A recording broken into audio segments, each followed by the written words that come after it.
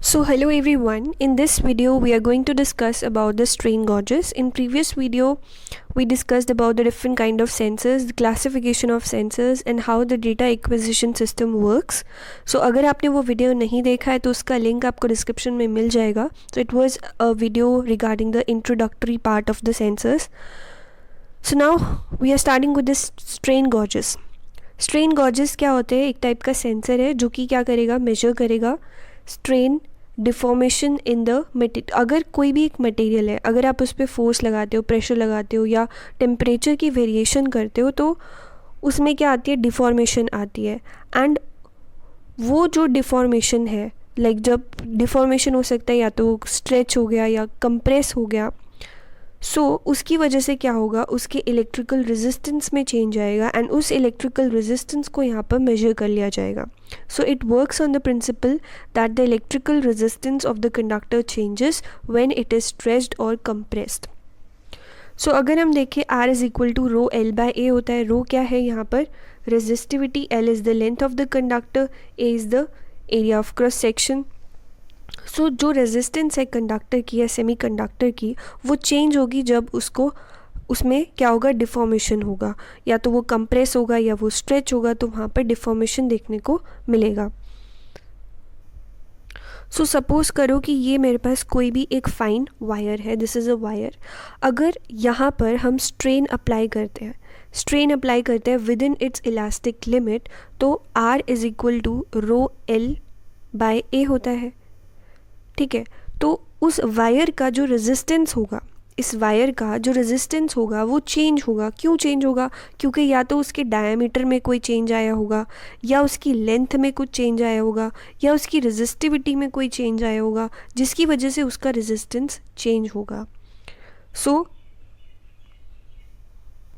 ये जो resistance change है that is converted into the electrical signal and जिसको मेजर कर लिया जाएगा using the Wheatstone bridge circuit. So यहाँ पर हम व्हीटस्टोन ब्रिज का यूज़ करते हैं. गॉज फैक्टर यहाँ पे क्या है, sensitivity coefficient of the strain gauge. So that is equal to delta R by R upon strain, and this is equal to delta R by R upon delta L by L. So delta R क्या है यहाँ पर, change in the resistance. R is the initial resistance, this is change in the length and this is initial length. So this is the Wheatstone bridge with the strain gauge. So अगर आप normally Wheatstone bridge की बात करो, सो balanced condition में कैसे होता है. Suppose करो ये हमारे पास 4 रजिस्टर हमने यहाँ पर लगा दिए हैं.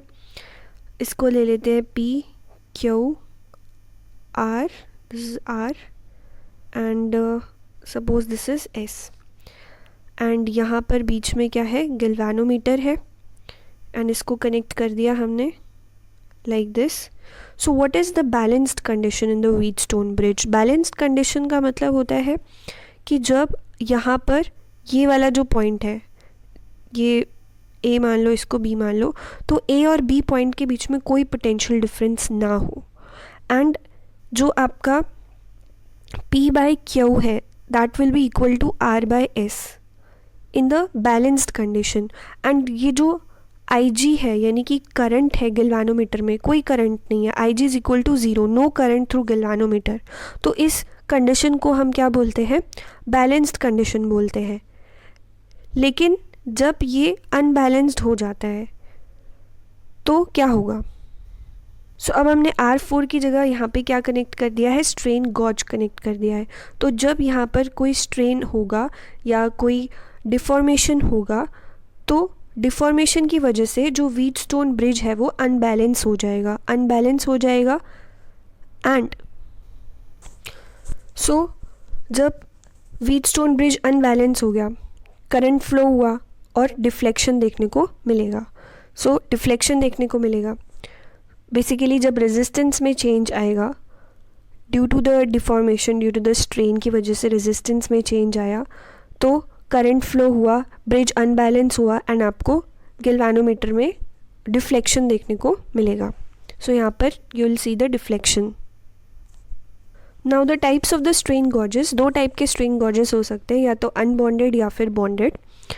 अगर हम बात करें अनबॉन्डेड की, अनबॉन्डेड का मतलब है कि वो किसी भी सरफेस से लाइक डायरेक्टली अटैच नहीं है, it is not attached to the test material directly.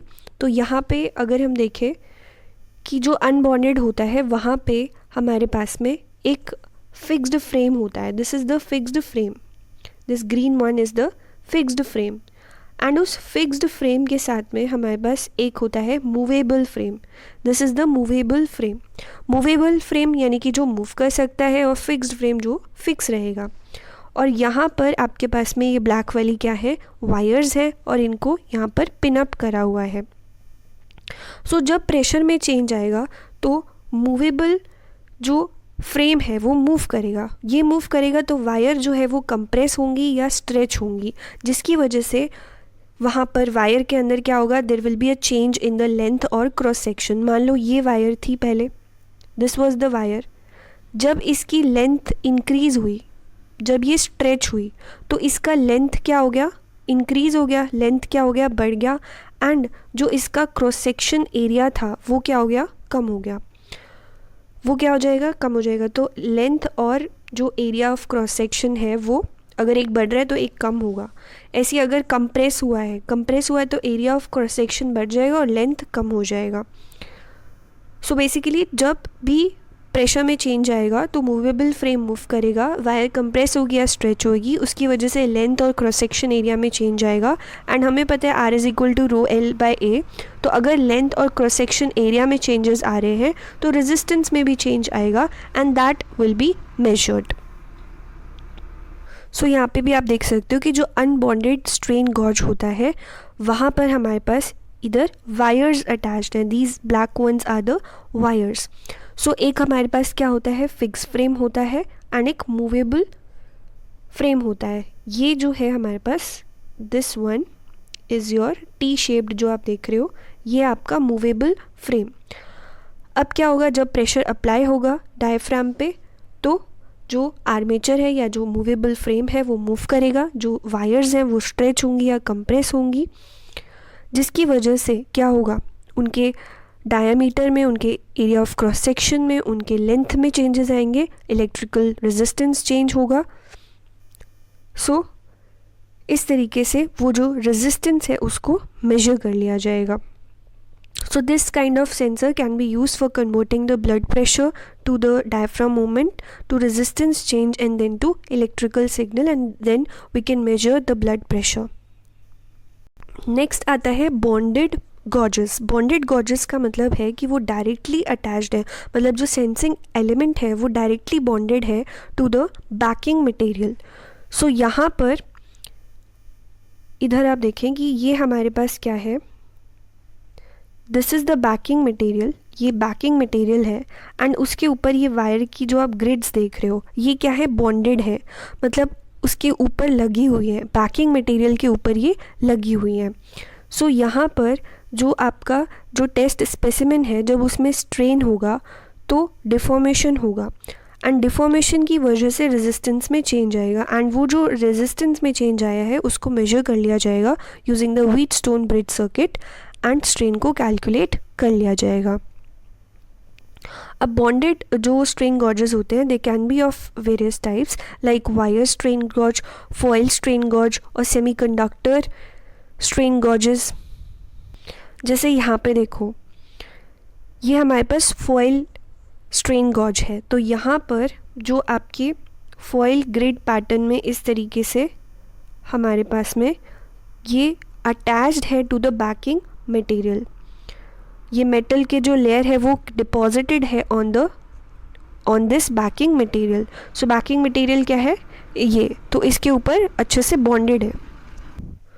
Strain जो होता है that is strain is directly proportional to change in resistance. जितना आपका रेजिस्टेंस में चेंज आया मतलब उतना ही क्या था, स्ट्रेन था। अब जो आपकी जो मेटल्स होते हैं, अगर आप टेम्परेचर को बढ़ाते हो तो रेजिस्टेंस क्या होता है, इंक्रीज़ होता है, तो आपको ऐसा मेटल यूज़ करना है which do not get affected by the temperature. वो मेटल से आपको ये वायर ग्रिड बनानी है। So that's all for today. Next video में हम थर्मिस्टर थर्मोकपल्स के बारे में देखेंगे। सो अगर आप आज का वीडियो आपके लिए हेल्पफुल था तो प्लीज़ अपने फ्रेंड्स के साथ भी शेयर करें, and if you are new to this channel please subscribe for more updates. Thank you and have a great day.